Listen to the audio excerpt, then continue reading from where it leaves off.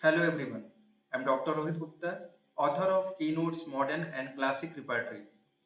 Today we will learn rubric hunting of plantar fasciitis with a case example because it was demanded by a homeopath in the comment section some days ago. You should open content page of Keynotes Modern and Classic Repertory and see on part 2 particular or systemic section. Subscribe our YouTube channel and press the bell icon button.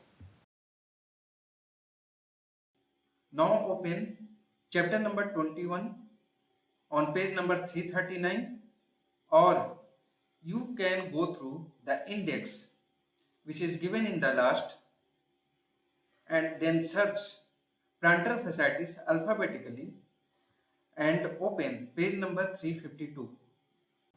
Here you can see the rubric plantar fasciitis means tender soles. It has 3 medicines and 2 subrubrics with upper subrubric and lower subrubric and single medicines. But for the selection of a remedy, you must know about the disease diagnosis. Plantar fasciitis.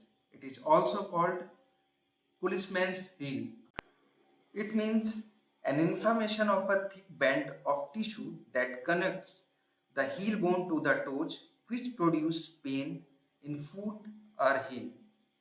Aggravation by first motion in morning, standing, running and jumping. A case of 30-year-old man came with pain in both foot, especially in heel, and the area of joint connecting to the toes. You can see here the marked area which were painful in that case.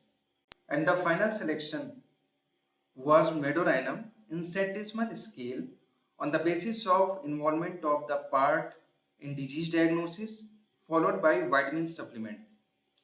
Patient got relief from the first week and successfully treated in 1 month.